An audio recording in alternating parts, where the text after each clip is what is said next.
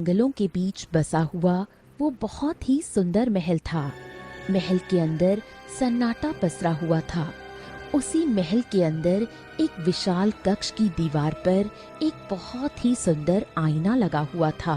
अगले ही पल आईने से रंग बिरंगी किरणें चमकने लगीं और उसी आईने के अंदर से एक बहुत ही सुंदर चंद्रलेखा नाम की राजकुमारी निकलकर बाहर आ गई और आईने में अपना ही अक्स देखते हुए बोली, मैं तुम्हारा ही इंतजार कर रही हूँ।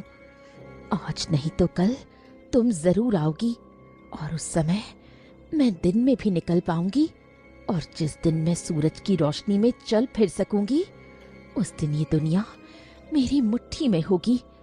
तुम्हें मेरे पास आना ही होगा, जैसा कि मैंने वचन दिया था कि चंद्रलेखा तुम्हारा सदियों तक इंतजार करेगी। उसी समय राजकुमारी चंद्रलेखा के कानों में घोड़ों के हिनहिनाने की आवाज पड़ी। वो तेज कदमों से महल की खिड़की के पास जाकर खड़ी हो गई।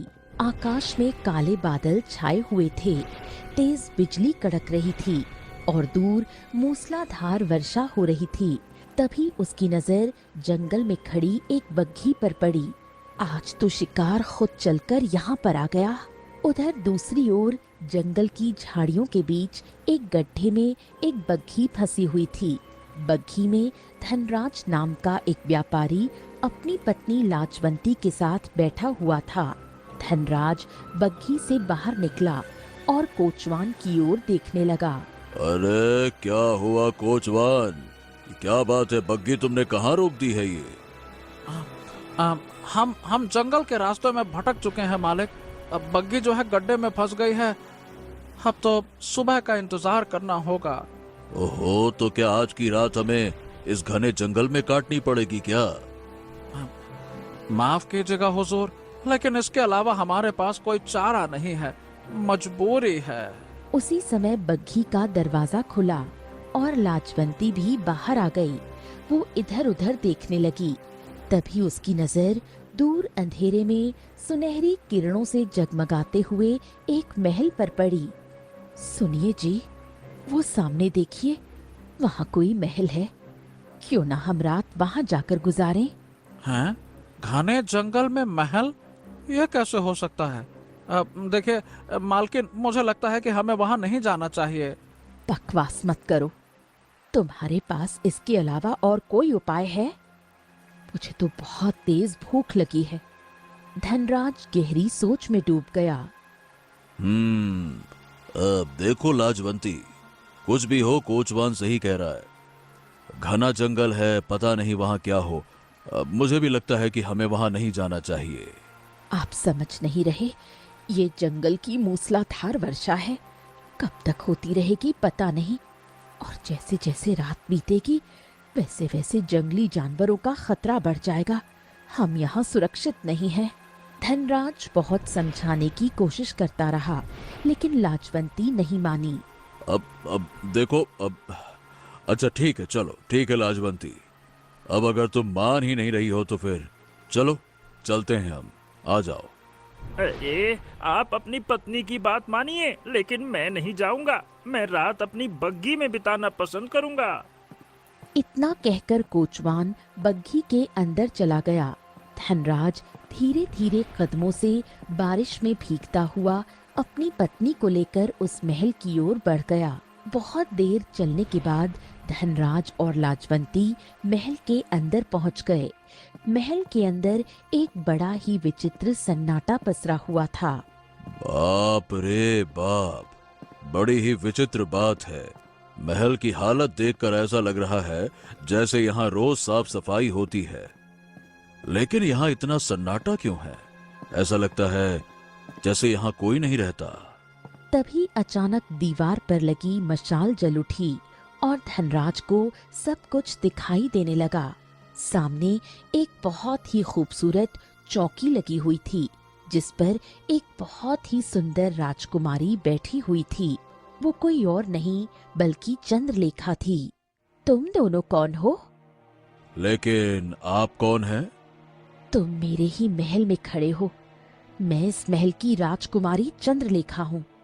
ऐसी राजकुमारी तो मैं पहली बार देख रहा हूं जिसके महल में मुझे कुछ भी दिखाई नहीं दिया। सन्नाटे के अलावा कुछ भी नहीं है यहाँ पे। तुम ही नहीं, जब भी जंगल से कोई गुजरते गुजरते भटक कर मेरे महल तक आ जाता है वो यही बात करता है। दरअसल ये महल मैंने एकांत में रहने के लिए बनाया था। मैं यहाँ कभी कभी एकांत महसूस करने के लिए आती हूँ। जब राजकार्य से थक जाती हूँ तो शांति के लिए इस महल में आ जाती हूँ। वैसे आप किस राज्य की राजकुमारी हैं? तुम शक्ल से भूखी लग रही हो। मुझे लगता है कि तुम दोनों को पहले कुछ जलपान करना चाहिए। जलपान के बाद भी सारी बातें हो सकती हैं। आओ मेरे साथ। चंद्रलेखा उन दोनों को सम्मान सहित चौकी के सामने ले गई, जहां आसन रखे हुए थे। धनराज और लाजवंती डरते हुए आसनों पर बैठ गए। चंद्रलेखा उनके सामने बैठ गई। तुम लोग तो ऐसे डर रहे हो जैसे कि तुम्हारे सामने कोई भूतनी बैठी हो। धनराज ने देखा कि चौकी पर रखा खाना बिल्कुल ताजा और गर्म था। हैं?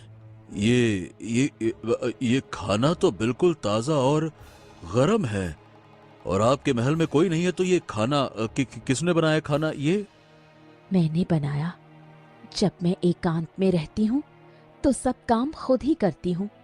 खाना बनाना मेरी माँ ने मुझे सिखाया था। अब ज्यादा बातें मत करो, खाना खाओ। धनराज खाना खाने का दिखावा करने लगा, लेकिन उसने खाना नहीं खाया। वहीं उसकी पत्नी लाजवंती, जो बहुत भूखी थी, खाना खाने लगी। धनराज अपनी पत्नी लाजवंती के पास बैठा हुआ धीरे से बोला, ओ लज्जो, मुझे तो ये महल बड़ा विचित्र लग रहा है। हमें खाना नहीं खाना चाहिए, तुम खाना मत खाओ। बकवास मत करो, खाना बहुत स्वादिष्ट है। मैं सुबह तक भूखी नहीं रह सकती। लाजवंती पेट भरकर खाना खाने लगी। खाना खाने के बाद वो राजकुमारी की ओर देखने लगी। हम सुंदर नगर गांव जा रहे थे। हम अचानक रास्ता भटक गए और हमारी बग्घी गड्ढे में फंस गई।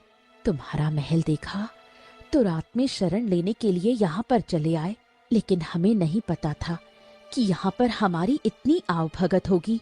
आओ, तुम दोनों को तुम्हारा सोने का कक्ष दिखाती हूँ। राजकुमारी चंद्रलेखा धनराज और उसकी पत्नी को महल के एक सुंदर कक्ष में ले गई, लेकिन उस सुंदर कक्ष को देखकर धनराज बुरी तरह से चौंक गया, क्योंकि वहाँ बहुत सारे लोगों की मूर्तियां खड़ी हुई थीं। ये किस तरह का कक्ष है? यहाँ पर मूर्तियां कैसी बनी हुई हैं? लग रहा है जैसे ये किसी समय में जीवित रही होंगी। चिंता मत करो, तुम भी कुछ देर बाद मूर्ति में परिवर्तित हो जाओगे। मैं जब जब किसी को मूर्ति में परिवर्तित करती हूँ, मेरी आयु बढ़ जाती है। इसी विद्या के सहारे मैं अब तक जीवित हूँ, क्योंकि उसे आना ही होगा। मैं तब तक यहाँ से नहीं जाऊंगी जब तक उसे उसके अंजाम तक नहीं पहुँचा दूंगी। ये तुम क्या कह रही हो? तुम किसकी बात कर रही हो? किसे आना होगा? अगले ही पल लाजवंती रंग बिरंगी किरणों से पत्थर की मूर्ति में परिवर्तित हो गई। ये देखकर धनराज डर गया। तुम पत्थर की मूर्ति क्यों नहीं बने? क्योंकि मैंने तुम्हारा खाना नहीं खाया था। शायद तुम्हारे खाने में ही जादू था। तुम तो बड़े ही चतुर निकले। तुम्हारी गहरी सोच की दाद देनी पड़ेगी, लेकिन कोई फायदा नहीं। मैं तुम्हें इस महल से बाहर नहीं जाने दूंगी। धनराज बड़ी तेजी से वहां से भागा। चंद्रलेखा को इस बात की उम्मीद नहीं थी। धनराज दौड़ते हुए महल से बाहर बग्घी तक पहुंच गया। क्या हुआ मालिक? क्या बात है? क्या हो गया?